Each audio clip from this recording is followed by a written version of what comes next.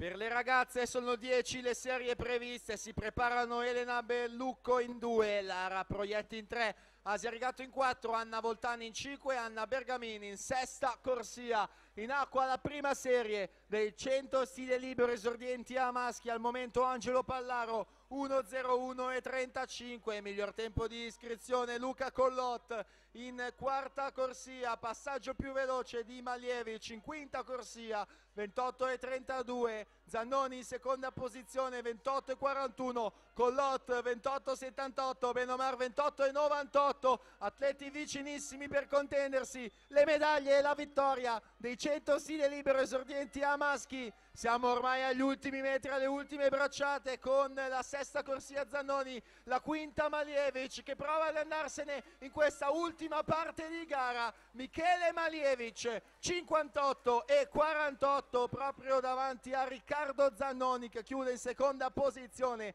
58 e 85, e poi al terzo posto Sami Benomar 59 e 13.